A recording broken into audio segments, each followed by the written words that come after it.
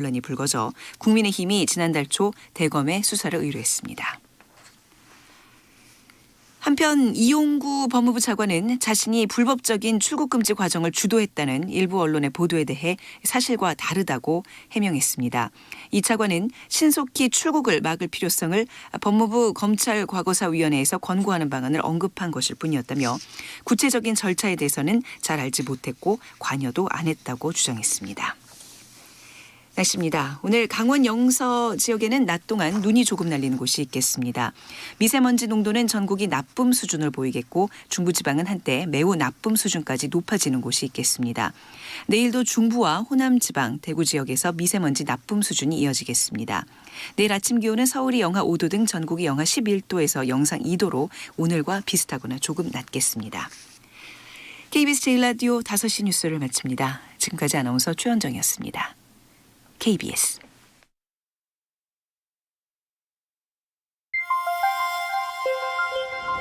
대한민국 중심 채널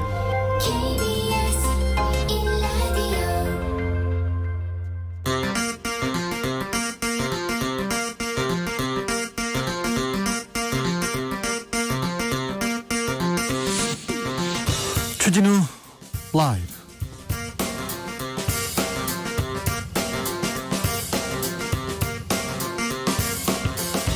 (2021년 1월 13일) 수요일입니다. 안녕하십니까, 주진우입니다. 사회적 참사로 규정된 가습기 살균제 사태, 올해로 발생 10년째를 맞는데요. 진상규명은 여전히 진행 중입니다. 가습기 살균제 중에 옥시싹싹 다음으로 많은 피해자를 낸 제품이 가습기 메이트라는 제품입니다. 피해자가 830명이 넘고요. 이 중에 12명은 사망했습니다. 그런데 이 제품을 만들고 판매한 SK 애경 사람들은 1심 재판에서 무죄 판결을 받았습니다. 3년 전에 옥시싹싹을 만든 옥시 측 사람들은 징역 6년을 받았는데 왜 그랬을까요? 이 사안에 대해서 꾸준히 문제 제기를 해온 최혜용 전 사참위 부위원장 만나봅니다.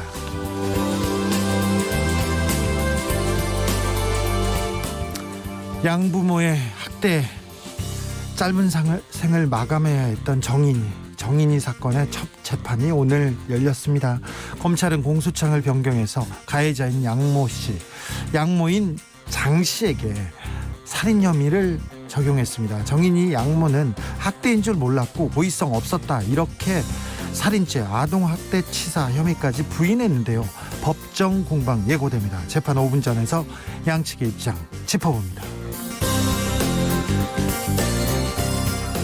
나경원 전 국민의힘 의원이 서울시장 출마를 공식 선언했습니다. 안철수, 오세훈, 나경원 보수 빅3 구도가 형성됐는데 과연 승자는 누가 될까요? 그리고 3명의 후보들을 바라보는 김종인 국민의힘 비대위원장의 속내는 어떻게 될지 이슈 티키타카에서 분석해 보겠습니다. 나비처럼 날아 벌처럼 쏜다. 여기는 주진우 라이브입니다.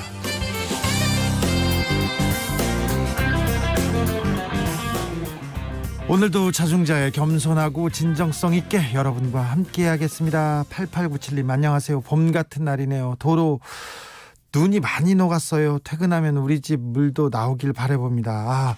어제 동파됐다는 소식, 그리고 정전 소식도 있고 그런데 오늘은 따뜻한 밤이 되기를 기원해 봅니다.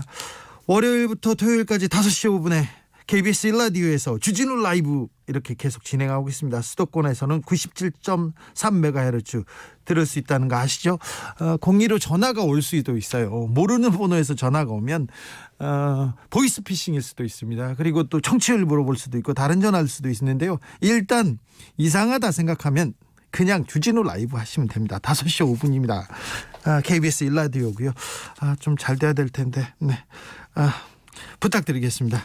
오늘은 뭐 하면서 주진우 라이브 듣고 계신지 알려주십시오. 새로운 에너지가 필요하신 분들 일로 오십시오. 따분하다, 요리로 오십시오. 주진우 라이브에서 21 프로젝트 진행하고 있습니다. 2021년 맞아서 21일 동안 21명에게 매일 프리미엄 비타민 음료 모바일 쿠폰 드리고 있습니다. 샵9730, 짧은 문자 50원, 긴 문자 100원, 콩으로 보내시면 무료입니다. 문자 보내시고요. 내놔 이렇게 말하십시오. 그럼 바로 보내드리도록 하겠습니다. 그럼 주진우 라이브 시작하겠습니다.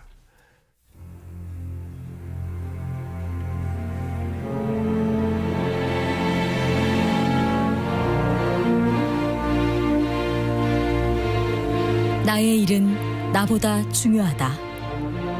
오직 진실과 정의만 생각한다.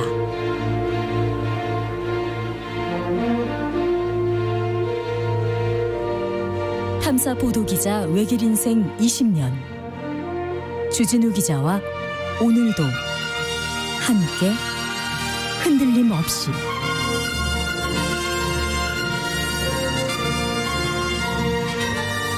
KBS 1라디오 주진우 라이브.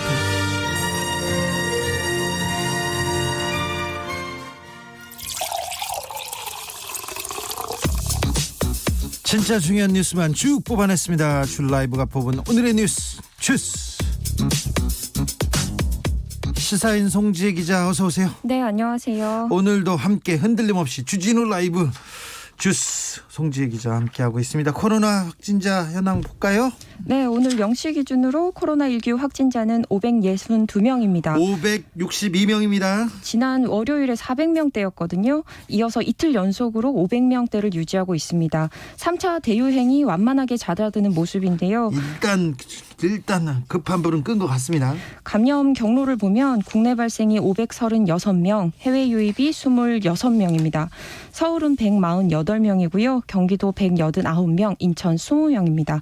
정부는 확진자 감소 추세가 나타나고는 있지만 아직 경계심을 풀 상황은 아니라면서 방역 조치를 완화하기 위해서는 사회적 거리 두기를 통해서 감소세를 계속 이어가야 한다고 밝혔고요. 5인 이상 사적 모임을 금지한 방역 조치도 오는 17일까지 예정되어 있습니다. 당국은 상황을 더 지켜보고 논의를 거쳐서 오는 1월 16일에 사회적 거리 두기 연장 여부를 발표할 예정입니다. 그때까지는 우리가 좀 방역 기준 잘 지켜야 됩니다. 외국에서는 지금 3차 유행 대단합니다. 수만 명대 계속 나오고 있고 일본도 수천 명대에서 전전긍긍하고 있다는 거 명심해야 됩니다. 정부의 방역 지침 잘 따라야 되는데 방역을 방해한 사람들이 있어요. BTJ 열방센터 관계자들 결국 국민건강보험공단에서 구상권 청구하기로 했습니다. 네, 중앙방역대책본부에 따르면 오늘 0시 기준으로 BTJ 열방센터 관련 코로나19 누적 확진자는 576명으로 집계되었습니다. 현재까지 확인된 BTJ 열방센터 방문자는 총 2,800여 명이거든요. 이 가운데 1,900여 명, 그러니까 67%가 아직 검사조차 받지 않았습니다. 서울만 하더라도 150여 명이 연락을 받지 않거나 검사를 거부하고 있는 상황인데요. 국민건강보험공단은 정부의 행정명령을 위반하거나 역학조사를 거부하는 등 방역을 방해하는 관련 확진자들에 대해서는 구상권을 청구할 것이라고 밝혔습니다. 코로나19에 확진돼서 건강보험으로 진료를 받거나 타인에게 전파하는 경우에 해당 단체와 또 개인에 대해서 공단이 부담하는 진료비에 대해서 부당이득금을 환수하거나 구상금을 청구할 계획인데요. 얼마나 지금 공단에 돈이 들어갔고 얼마나 지금 받을 수 있답니까? 누적 확진자가 지금 576명이잖아요. 네. 이에 대해서 진료비 예상 총액이 30억 원입니다. 공단이 부담해야 할 진료비는 26억 원이거든요. 네. 이 확진자가 늘어날수록 공단의 구상금 청구액도 올라가게 됩니다. 지금 그 열방센터 관계자들이 조사도 안 받고 지금 전화기를 끄고 막 도망갔지 않습니까? 만약 거기서 확진자가 나오지 않습니까? 그러면 그분들 아픈 것까지 다 책임져야 되는 목사님이 책임져 줄지는 잘 모르겠어요. 그런데 하나님은 책임 안 져줄 거요. 잘 모르겠습니다. 그런데 지금 도망다니고 누구한테 감염시키고 이거 굉장히 위험한 거라는 거, 위험한 일을 하고 있다는 거 아셔야 됩니다. 구상금 청구 액수 어마어마하게 나올 가능성 크다는 거 좀 다시 한번 생각해 주십시오. 코로나 방역 방해 혐의로 기소된 사람이 있습니다. 신천지 이만희 총회장 오늘 재판에서 무죄를 선고받았어요?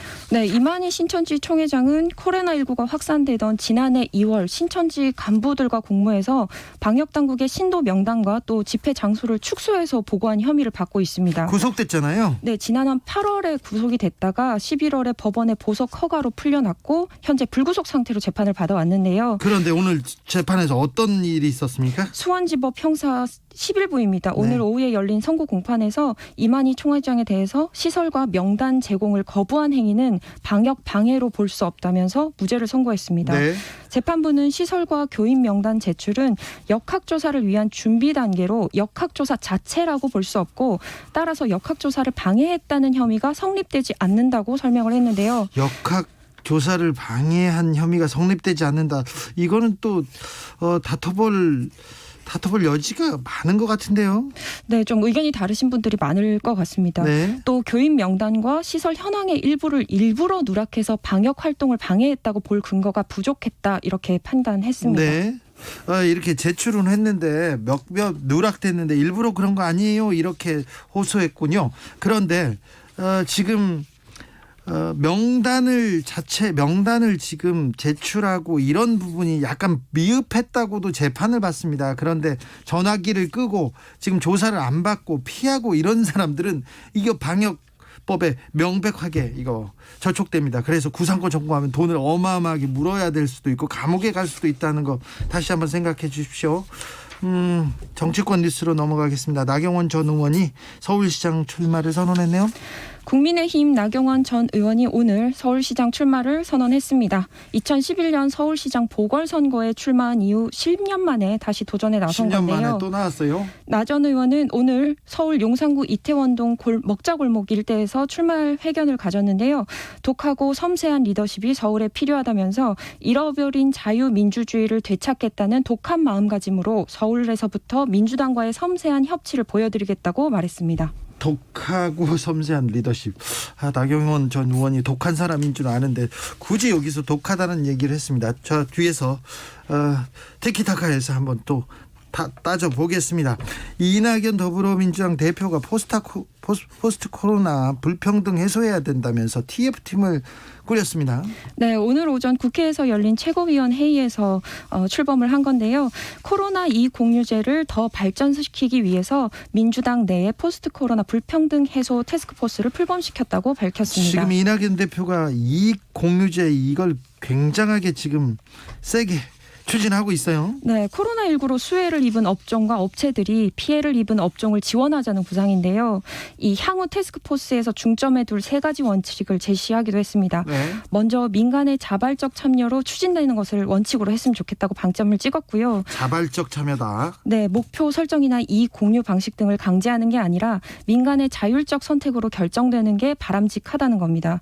그리고 자율적으로 이루어지는 상생 협력의 결과에 대해 세제 혜택이나 정책 자금 지원 등 인센티브를 제공하면서 지원하되 간섭은 하지 않는 원칙에 충실했으면 좋겠다고 강조했고요. 또 마지막으로 플랫폼 경제 시대에 적합한 상생 협력 모델 개발도 당에 주문을 했습니다. 예컨대 플랫폼 기업과 자영업자가 공동 노력으로 이익을 높이면 자영업자의 마진율을 높이거나 수수료를 인하하는 방식으로 이익을 공유할 수 있을 것이라는 의견을 얘기하기도 했습니다. 그런데 좀 의견이 좀 분분하죠? 네, 재계에서는 아무래도 이익공유제가 일종의 기업 손목 비틀기가 아니냐는 이런 비판을 하고 있는데요.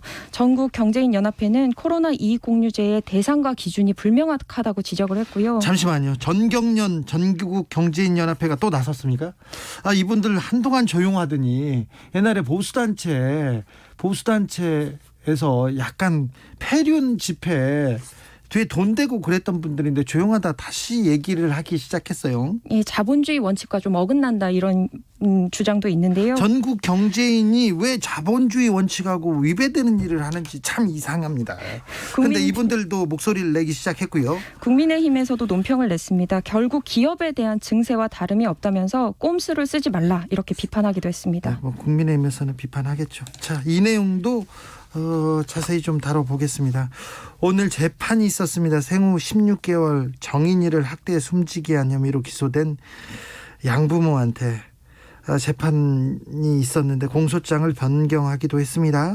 검찰이 정인이 양모 장아무개 씨를 재판에 넘기면서 적용한 혐의는 아동학대 치사와 유기, 방임이었습니다. 네. 오늘 오전 서울 남부지법 형사 13부에서 열린 정인이 사건 첫 재판에서 검찰은 장 씨의 주된 공소 사실을 살인죄로 변경하는 내용의 공소장 변경 신청서를 재판부에 제출했고요. 공소장이라고 하면 그 검사가 판사한테 이런 그 범죄 혐의가 있으니까 따져주세요 이렇게 밝히는 겁니다. 그래서 공소 사실은 이런 죄가 있으니 이걸 따져주십시오, 판결해 주십시오 합니다. 그런데 그 전까지는 좀 그 아동 학대 치사, 그러니까 잘못 때문에 실수로 죽었다 이렇게 하다가 아니다, 살인죄다 이렇게 지금 그 죄목을 변경했다는 겁니다. 네, 살인죄는 기본 형량이 10년에서 16년이고요. 가중 요소가 인정이 되면 무기징역까지 선고가 가능합니다. 예. 아동학대 치사죄는 기본 형량이 4년에서 7년, 6년에서 10년이 여기서 가중이 되고요. 네. 이보다 그러니까 살인죄가 형량이 훨씬 더 높은 훨씬 거죠. 높죠. 예. 검찰은 장 씨를 기소한 뒤에 법의학자 3명에게 재감정을 통해서 유의미한 내용을 확인했다고 밝혔는데요. 예, 처음에는 좀 여기서도 검찰도 그렇게 열심히 수사하지 않았어요. 그런데 여론이 들끓자 조금 법의학자들한테 자문을 구한 거죠. 자문에 응한 의사단체는 고의에 의한 dun력으로 췌장이 절단됐을 가능성이 있다는 내용의 의견을 냈고요. 또 대한소아청소년과 의사회는 정인이 양모에게 살인죄를 적용하는 것이 타당하다는 의견을 냈습니다. 네. 장 씨 측은 부모로서 돌보지 못하고 아이를 숨지게 한 책임을 통감하지만 고의로 사망하게 한 건 아니었다면서 살인 혐의를 부인하고 있고요. 고의로 사망한 건 아니다. 고의는 아니었다. 근데 고의가 아닌 의도가 없이 이렇게 폭력을 가하고 이 의도가 없이 이렇게 사람을 죽게 때려요. 아이를 16개월 아이를 이해할 수가 없습니다. 이분들은 이해할 수가 없습니다. 네, 검찰은 장 씨에 대한 공소장 변경을 하면서 기존에 적용되었던 아동학대 치사죄는 예비적 공소사실로 변경했습니다. 이는 살인 혐의를 재판부가 인정하지 않을 때에 판단을 요구하는 혐의를 말하고요. 또 장 씨와 함께 재판을 받은 양부 안아무개 씨는 취재진을 피해서 법정에 입장했고요. 불구속 상태입니다. 네, 재판이 열린 서울 남부지법 앞에는 아침부터 시민 수십여 명이 장 씨에 대한 살인죄 적용과 양부모에 대한 엄벌을 요구하면서 피켓 시위를 진행했습니다. 다음 공판은 2월 17일에 진행될 예정입니다. 네. 엄벌해야죠. 사회적으로 엄벌해야죠. 그리고 이 기회에 아동학대가 더 일어나지 않도록 좀 제도적인 미비점들도 좀 만들어야죠. 안타까운 소식인데요. 계속 저희가 정인이 사건 재판은 보도해 드리도록 하겠습니다. 코로나 영향으로 참 어려움을 겪는 사람이 많은데요. 취업준비생들 굉장히 어렵습니다. 대학생도 어렵습니다. 지난해 연간 취업자 수가 계속 감소했다고 합니다. 네, 취업자 수가 11년 만에 줄어들었고 감소폭도 외환위기 이후에 22년 만에 가장 컸습니다. 오늘 통계청이 발표한 2020년 12월 및 연간 고용 동향에 따르면 지난해 연간 취업자는 2,690만여 명이고요. 예. 1년 전보다 21만 명 감소한 수치입니다. 예. 지난해 취업자는 60세 이상을 제외하고 모든 연령대에서 감소를 했어요. 경제의 허리에 해당하는 30대와 40대에서 감소폭이 가장 컸고요. 20대와 50대도 타격을 입었습니다. 30대, 40대 감소폭이 제일 컸다고요? 네. 그러면 일하던 노동자들, 일하던 사람들이 많이 일을 그만뒀다는 얘기고 20대라면 그러면 취업준비생이겠죠. 그렇죠. 취업도 잘 안 됐다 이렇게 볼 수 있겠네요. 네, 산업별로는 도, 소매업, 그리고 숙박 음식점업, 교육 서비스업 등 대면 서비스업이 직격탄을 맞았고요. 서비스업은 굉장히 어려웠고요. 반면 보건업, 또 사회복지 서비스업은 증가했습니다. 네. 임금 근로자와 비임금 근로자도 모두 줄었고요. 일시 근로자도 83만 7천 명으로 43만 명 늘었는데 1980년 관련 통계가 작성된 이후 최대로 증가한 수치입니다. 실업률과 고용률, 비경제 활동 인구 등 취업자 외의 각종 지표도 나빠졌고요. 2020년 실업자는 2019년보다 4만 5천 명 늘어난 110만 8천 명이었습니다. 1년 만에 4만 5천 명만 늘었겠어요. 훨씬 더 많이 늘었을 텐데 통계에 잡히는 수치는 거의 모든 각종 지표에서 나빠졌다. 고용 지표 나빠졌다 이렇게 볼 수 있겠네요.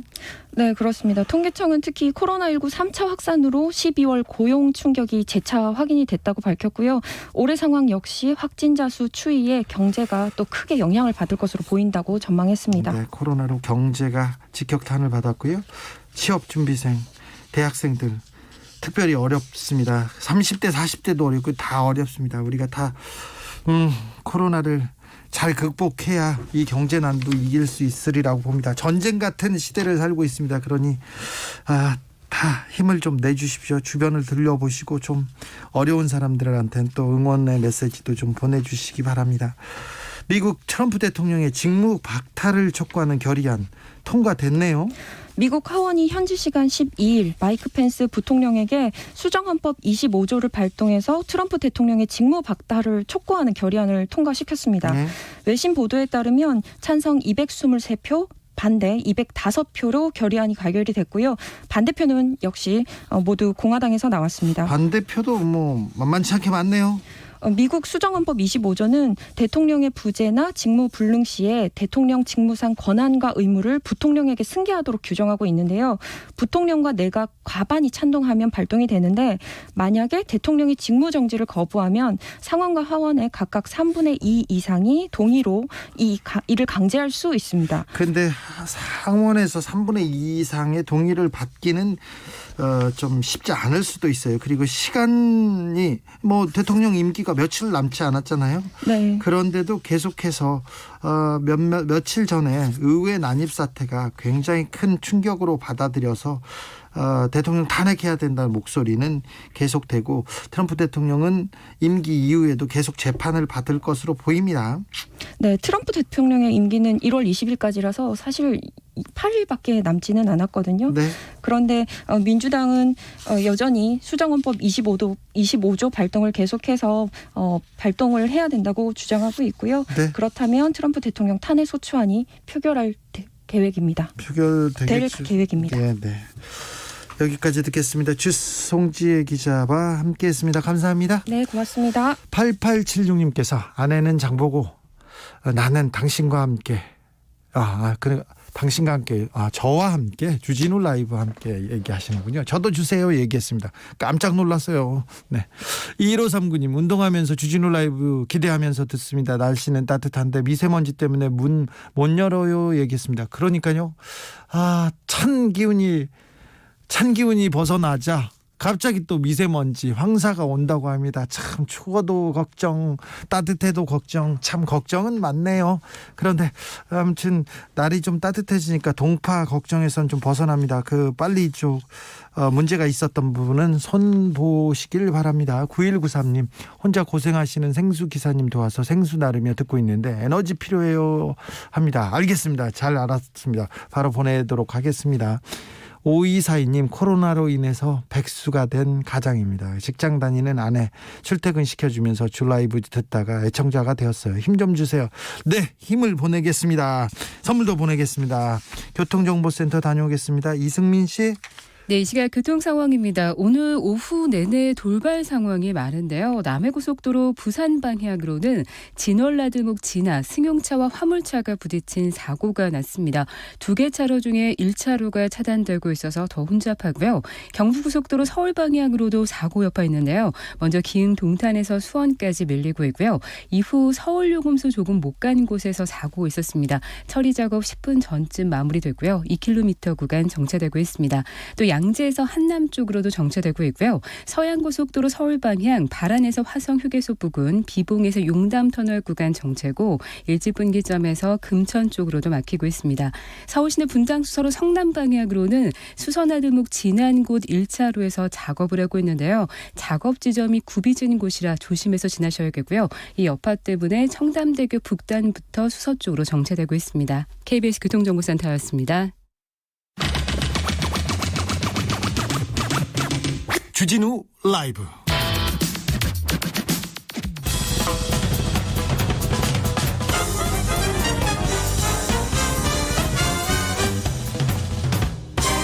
훅 인터뷰. 모두를 위한 모두를 향한 모두의 궁금증 훅 인터뷰. 2011년 가습기 살균제를 썼던 산모 4명이 폐조직이 굳어가는 원인 모를 증세로 숨집니다. 다음에 봤더니 폐 손상의 원인이 가습기 살균제였다는 것이 밝혀졌어요.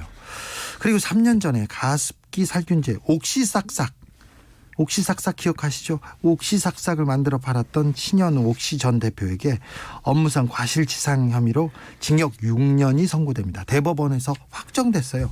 그런데 어제 비슷한 재판이 있었습니다. 가습기 살균제 가습기 메이트를 만든 SK케미칼 애경산업의 전현직 임원에게는 무죄가 선고됩니다. 무죄가. 피해자는 800명이 넘습니다. 죽은 사람도 있어요. 그런데 가습기 메이트 용기에는 인체 무해하다, 안전하다는 표시를 믿었던 피해자들은 내 몸이 진 건데 내가 아픈데 이게 무슨 소리냐 하고 분노하고 있습니다.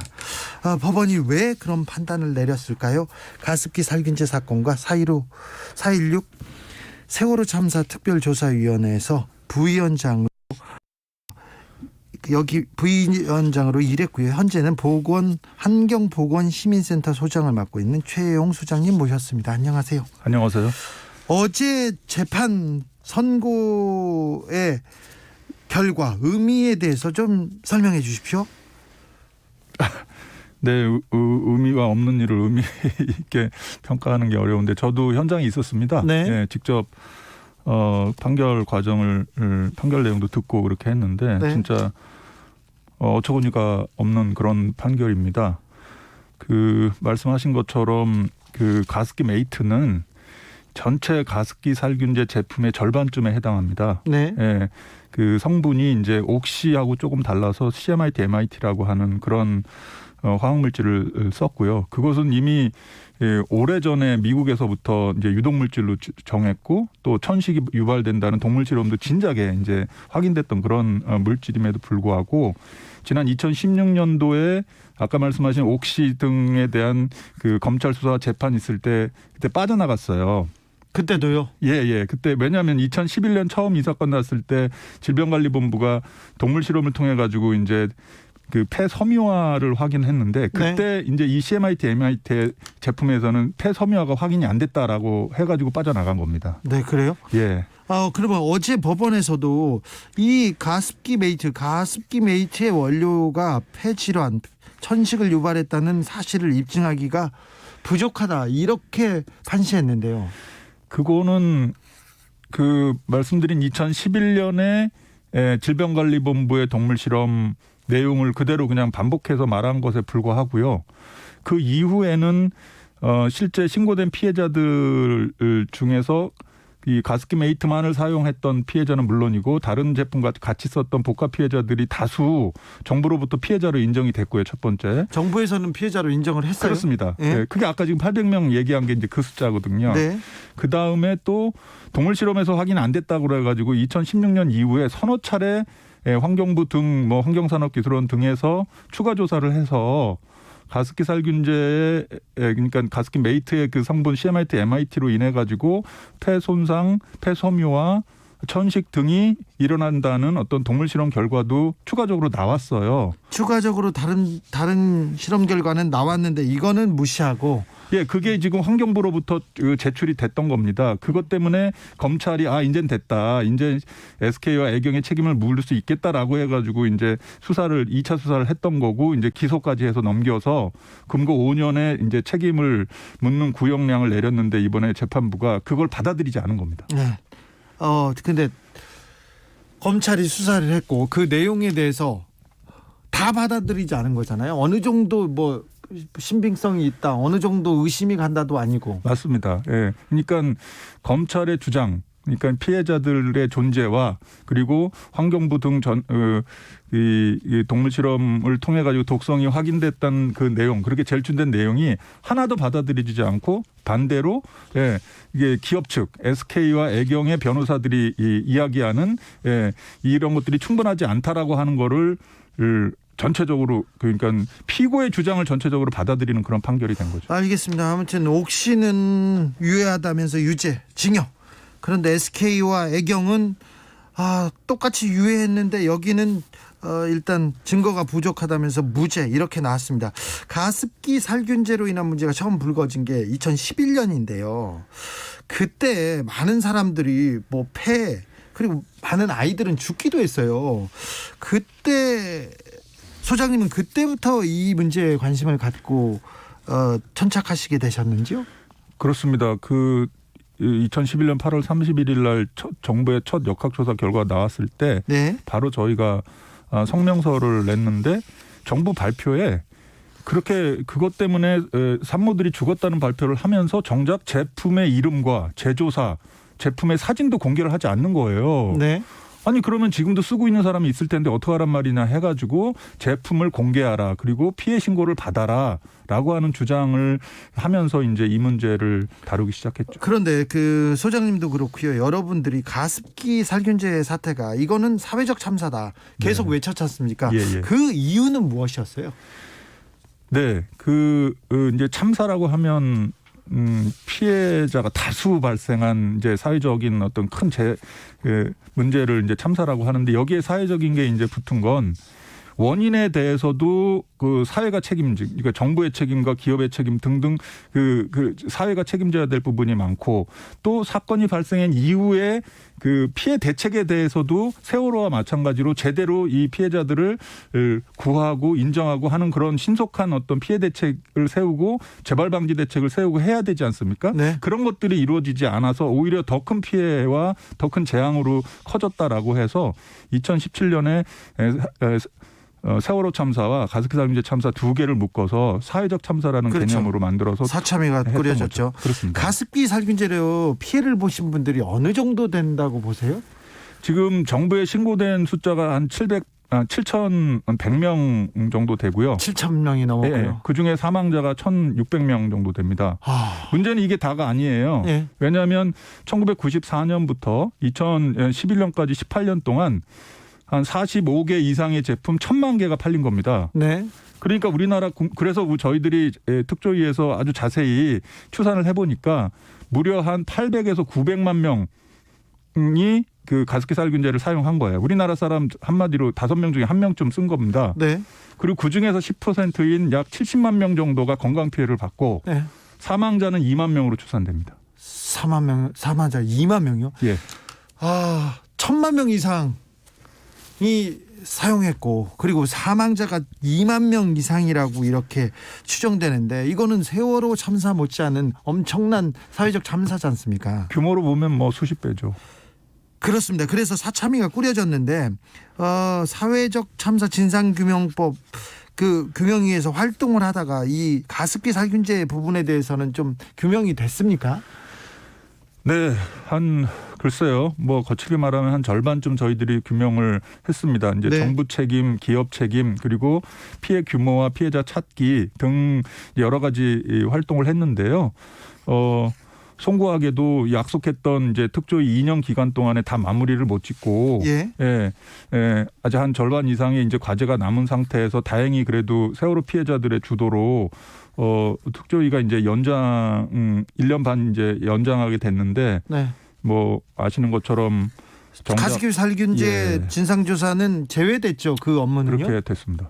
왜 그래요? 저도 왜 그런지 모르겠습니다. 그러나 그 경과를 조금 보니까 민주당이나 이제 국민의힘 그 두 여야가 이제 이 법을 만들 때 이제 합의하지 않습니까? 예. 합의하는 과정에서 환경부의 주장을 이제 적극 수용을 했던 것 같아요. 환경부는 이 가습기 살균제 참사에 정부 책임에 있어서 가장 큰 책임을 지는 부처고 또 진상 규명에도 제일 먼저 나서야 되는 부처인데요. 그렇습니다. 그런데요. 예. 그런데 이제 이 국회에서 이제 법안이 나오면 해당 부처의 의견을 듣습니다. 네. 이 법에 대해서 어떻게 생각하느냐 그랬더니 환경부가 가습기 살균제 참사 진상 규명 다 됐고 피해 대책도 거의 다 적극 이루어지고 제도 개선도 거의 다 돼서 더 이상 할 거 없습니다. 이런 식으로 국회에 답을 했는데 그거를 국민의힘 쪽에서 마치 자기네들이 여당인 것처럼 아니 환경부가 이런다는데 어떻게 된 거냐 이렇게 했고 저희는 이제 당연히 그렇지 않습니다. 할 일 아직도 많고 그렇지 않고 환경부는 오히려 우리의 조사 대상입니다. 이렇게 얘기했음에도 불구하고 진상규명을 빼는 그런 민주당이 그렇게 협의를 한 거죠. 뭐 합의 아닌 합의를 했다는데 네, 그래서 할 수가 없습니다. 그래서 부위원장직을 사퇴하셨어요?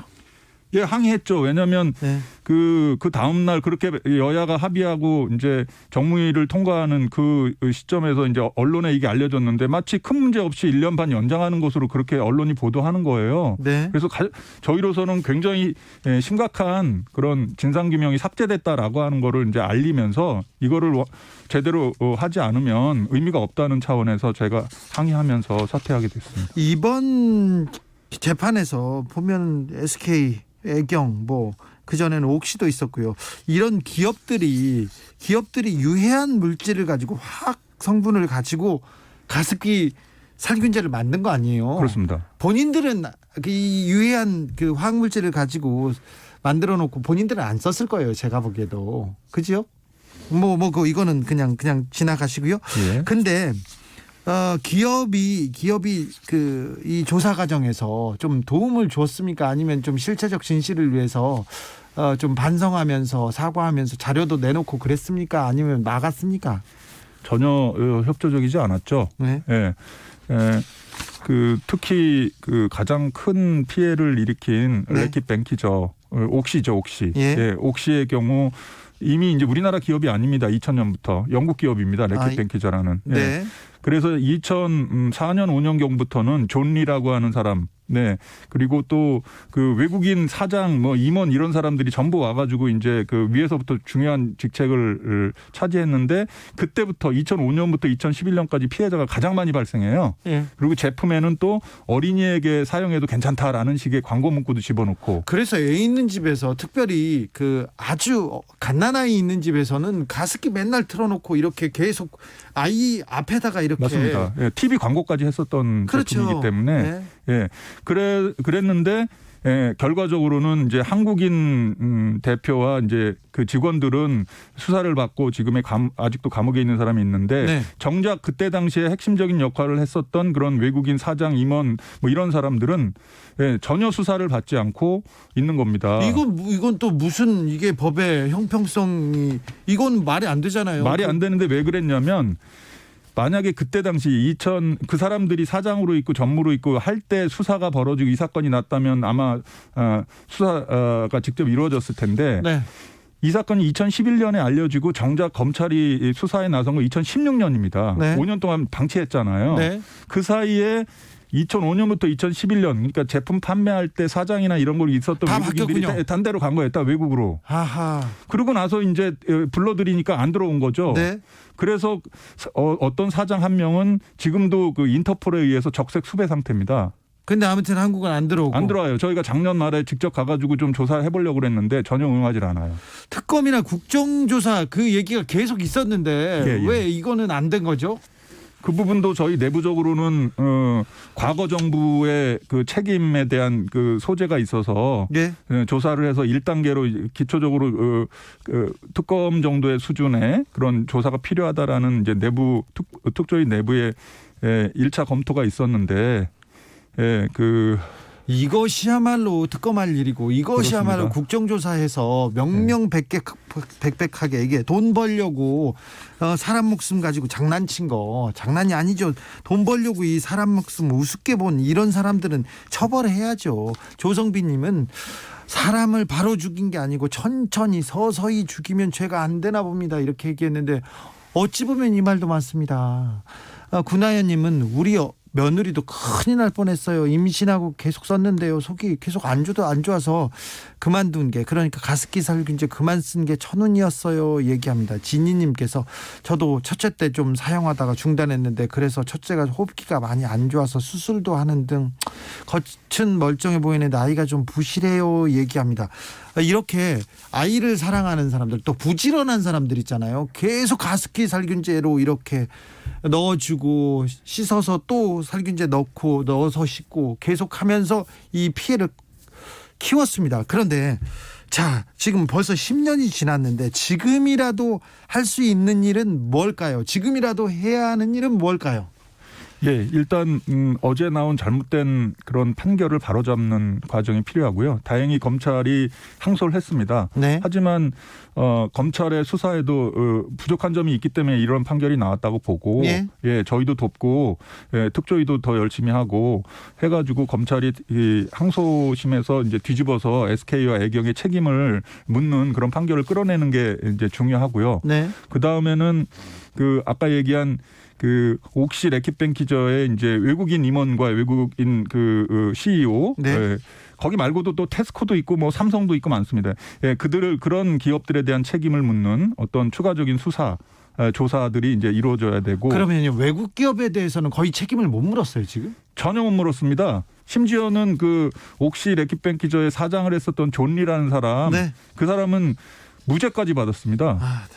예, 왜냐하면은 그 밑에 있는 사람들을 수사하지 못하다 보니까 증거가 없어서 그렇게 됐죠. 그래서 마저 말씀드리면 피해자 찾기도 계속 진행이 돼야 되고 더 나아가서 정부 책임에 대해서도 역시 하나도 물은 게 없습니다. 예. 그래서 정부 책임에 대해서도 지금 한 20개 부처에 대한 책임을 확인을 하고 예, 특조위가 청문회를 열어서 그때 책임자들이 나와서 사과하고 예. 재발 방지를 약속하는 식으로 정리가 돼야 된다고 봅니다. 피해자가 수만 명이 아니라 수백만 명이 이럴 수 있고요.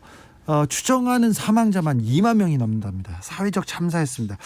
지금이라도 이 참사의 실체를 밝히고 책임을 추궁해야 될 것 같습니다. 지금까지 최예영 전 사참위 부위원장이었습니다. 감사합니다. 감사합니다. 3116님께서 걸음아 나 살려라 하고 심야 도주를 시도했던 파렴치하고 사악한 김학의가 반성은커녕 역공격을 해대고 세상을 떠들썩하게 했던 살인 가습기 판매 기업이 무죄를 받고 이런 뉴스만 듣고 있으니 참으로 답답합니다. 세상 왜 이렇게 돌아갑니까? 사법적폐 너무 심각합니다. 이런 의견 주셨습니다. 네, 좀 답답합니다.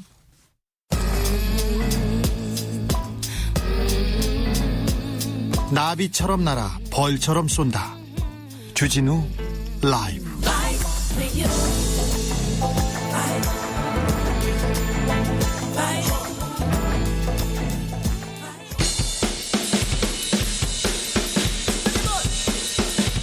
틱탁 틱탁 현란한 입담의 환상 드리블. 오늘 이 뉴스를 주목하라. 이슈 티키타카.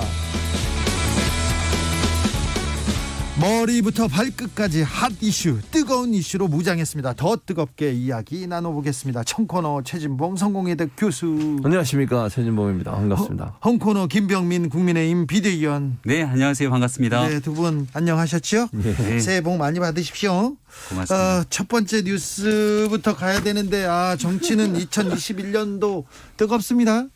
국민의힘에서 지금 힘을 부쩍부쩍 내는 것 같습니다. 나경원 전 의원 출마 선언했고요. 예. 오세훈 전 서울시장은 지금 출마 선언을 한 겁니까? 안 한 겁니까?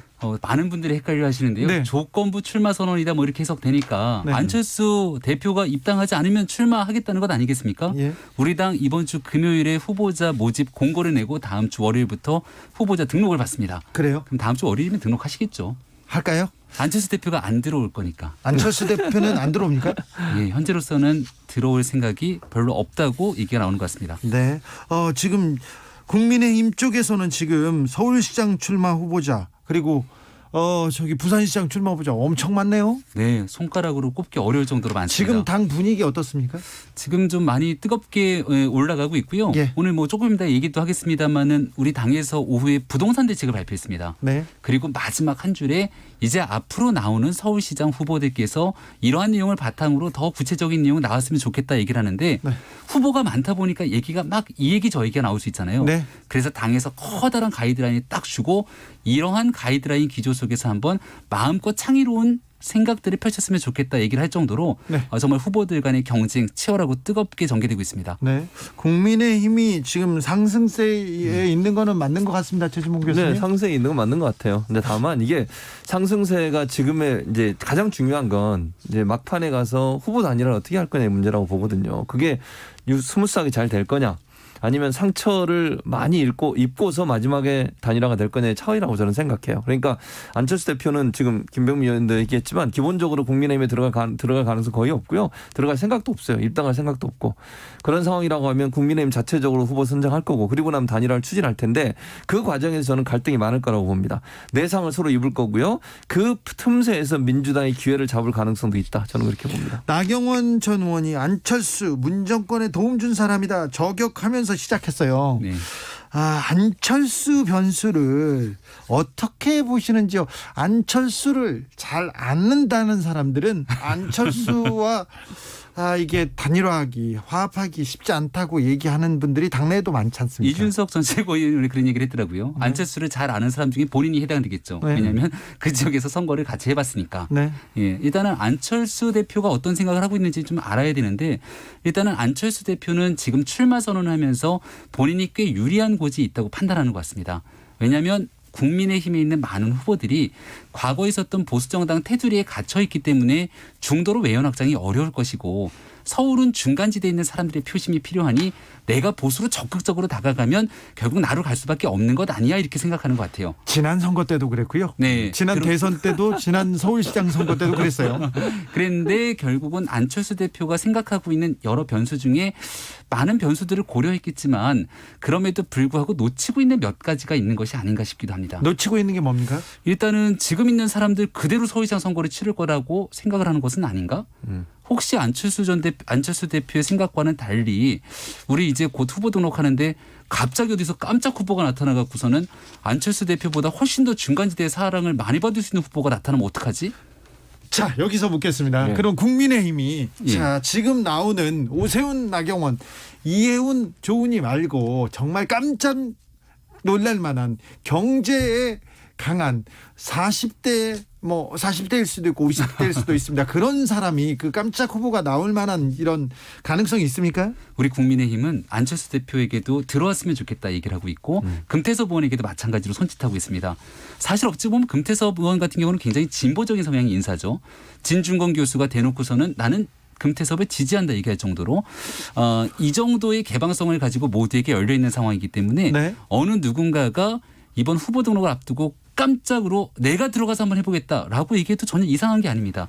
그런 가능성은 모두 열려있기 때문에 안철수 대표가 너무 나이브하게 이 정도면 뭐 내가 이번 판은 가져갈 수 있어 이렇게 생각하다가는 큰 코 다칠 수 있지 않을까라는 생각이 하나 있고 네. 두 번째로 김종인 위원장이 생각보다 굉장히 자신감 있게 3파전이라도 여기에 대해서 이길 수 있다고 힘을 줘서 주먹을 꽉 쥐는 이유를 곰곰이 한번 생각해 보면 안철수 대표의 지지율이 뚝 떨어지게 만들 수 있는 필승 카드가 있다는 것 아닌가라는 생각이 들기도 합니다.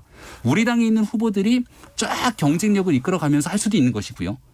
또 다른 가능성들까지 정치는 살아있는 생물이라 언제든지 움직일 수 있기 때문에 모든 가능성들이 이제 앞으로 펼쳐지게 되는 날이 바야흐로 대한민국 정치의 계절이 되지 않을까 싶습니다. 국민의힘에서 삼성met 영입 시도 중 이런 보도 나왔는데 이건 어떻게 봐야 됩니까? 그 위원장께서도 마찬가지고 사실상 거의 사실무근인 것처럼 얘기가 나오고 있는데요. 네. 한 가지 분명한 것은 누군가가 나타나더라도 지금 오늘자로 80며칠 남겨진 상황 속에서 대한민국 국민들에게 내가 누구요라고 이름을 각인하기는 쉽지 않을 겁니다. 그렇다면 누군가가 나온다라면은 적어도 대한민국 국민들이 이름 석자 정도는 충분히 알 수 있어야 되지 않을까라는 게 제 개인적인 생각인데요. 그런 측면에서 봤을 때 뭔가 전혀 듣지 못했던 누군가가 내가 깜짝 후보 이렇게 얘기하면 아마 그 사람은 아닐 가능성이 높지 않을까라고 저는 생각합니다. 네. 이 사람은 어떠나 최진봉 교수님은 어떻습니까? 네, 최진봉 교수님은 지금 야권 상황에 대해서 그리고 이 선거 이제 선거가 바야흐로 시작됩니다. 이 상황에 맞아요. 대해서 어떻게 보십니까? 저는 그러니까 야권이 지금 유리한 상황 아까 말씀하셨잖아요. 주 기자도 말씀하셨지만 기본적으로 그런 상황이에요. 그러니까 여권 입장에서는 열심히 뛰고 준비하면 된다고 보고 야권이 이제 너무 후보가 많다 보니까 저는 도리어 그것이 악이 될 가능성도 있다. 그러니까 이게 긍정적으로 평가받을 부분도 있지만 너무 후보가 많다 보면 경쟁을 하게 되고 경쟁하다가 서로에게 상처를 줄 수도 있고요. 후보 단일화 과정이 상당히 어려울 수도 있다. 그 과정에서 분열이 일어날 수도 있고요. 중도층의 일정 부분 이제 안철수 대표를 중심으로 해서 중도층이 좀 모이는 부분인데 이 부분이 떨어져 나갈 가능성은 충분히 있다는 생각이 들어요. 그런 차원에서 본다고 하면 지켜봐야 된다고 저는 봅니다. 물론 지금 현재 지지율이라든지 예컨대 선거 판세를 보면 야당이 유리한 부분이 분명히 있지만 이게 선거는 아까 말씀드린 것처럼 후보 단일화 과정에서 어떤 갈등이 표출되느냐에 따라서 또는 최후의 경우에 단일화가 안 되고 3명이 나오는 경우도 있을 수 있거든요. 김종인 위원장은 그래도 자신 있다고 했는데 과연 3명이 나올 때 자신 있을 수 있을지는 두고 봐야 됩니다. 그건 그 상황까지도 상정해 본다고 하면 차후에 벌어질 일들에 대해서는 충분히 유동성과 변동성은 존재하고 있다고 보여집니다. 지난번 방송에서 우리가 얘기할 때는 그래도 국민의힘이 이런 식으로 유리한 국면은 아니었는데 갑자기 이렇게 어떻게 봐야 되나 균형추가 국민의힘으로 넘어간 것 같습니다. 국민의힘이 네. 그 지금 승기를 잡았다 이렇게 볼 수도 있는데 잡게 된 가장 큰 원인이 뭡니까? 선거로 일단 국민의 관심을 끌어야 됩니다. 네. 근데 일단 관심을 끌게 됐던 데에는 가장 결정적으로 안철수 대표께 고맙다는 얘기를 좀 드려야 될 게 안철수 대표가 제일 먼저 접니다 하고 치고 나가니까 관심이 쫙 쏠렸어요. 근데 네. 안철수 대표는 혼자서 빛을 발할 수가 없습니다. 그렇기 때문에 나서면서 이야기를 했던 건 야권 단일 후보를 얘기했고 그 야권 단일 후보 외에 다른 메시지는 잘 들리지가 않습니다. 사람을 만나는 것도 서울시장 후보에 출마했는데 대구에 가서 홍준표 대표 만나고 네. 사람들을 전국적으로 만나고 다녀요. 네. 서울의 얘기들이 아닙니다. 그러고 나니까 당연히 안철수 대표에게 관심이 집중되면서 이 판에 결정짓는 건 국민의힘이네? 쳐다보게 되지 않습니까? 그러고 있는 와중에 국민의힘에 걸출했던 인물들이 나올까 했던 사람들이 저요 하면서 오세훈 전 시장, 나경원 대표까지 쭉쭉쭉 나오고 있는 상황입니다. 그런데 여기에 더 나가서 새로운 사람도 있는 거 아니야? 이런 관심들이 막 증폭되잖아요. 그러니까 저도 방송 출연을 많이 합니다만 지금 김병민 의원이 참 분위기를 쭉쭉 드리블로 분위기를 잘 지금 몰고 가는데 그렇게 걸출하지는 않았어요. 그런데 이런 뉴스를 하다 보니까 자연스럽게 더불어민주당이 뉴스 방송 분량이 줄어드는 거예요. 어허. 갈 때마다. 왜냐하면 하고 싶어도 할 얘기가 없어요. 지금 국민의 예. 지금 티키타카에서 김병민 의원이 거의 지금 주도권 점유율을 점유율을 가지고 예, 그러니까 저희끼리 이제 골만 넣으면 되는 건데 실질적으로 공에 대한 점유율은 저희가 많이 갖고 있어서 슈팅 횟수가 조금 부족하긴 합니다. 그렇죠. 이제 슈팅을 날릴 때가 곧 다가온다는 겁니다. 골을 넣을지 값을 못할지. 저는 두고 봐야 된다고 봐요. 아까도 말씀드렸잖아요. 기본적으로 국민의힘이 인지도가 높아지고 인지도라기보다는 어쨌든 지지율이 높아지는 이유 중에 하나는 현 정부에 대한 실망감 일정 부분 작용했다고 봐요. 일단 부동산 정책, 추윤 갈등으로 대변되어지는 어떤 그런 그 피로감 이런 부분들, 그다음 부동산 아까 말씀드렸고요. 또 하나는 코로나 위기가 갑자기 3차 이 재난이 시작되면서 결국 이제 국민들이 정부에 대한 신뢰도가 좀 떨어지고 여당에 대한 신뢰도가 떨어진 게 분명히 있습니다. 그게 반사이익이 돼서 국민의힘에 대한 관심이 높아졌다고 저는 봐요. 기본적으로 특히 중도층에 있는 분들은. 그래서 반대로 얘기하면 이거는 코로나가 어느 정도 진정이 되고 예컨대 백신 도입되고 나서 어느 정도 치료제까지 나오게 돼서 우리가 코로나를 어느 정도 잡게 되면 다시 지지율은 반등할 가능성은 저는 충분히 있다고 봅니다. 거기에다가 만약에 국민의힘에 있는 후보들 또는 야권 전체로 봐서 후보들이 최지봉 교수의 랩은 예. 잠시 쉬었다가 잠시 식혔다가 6시에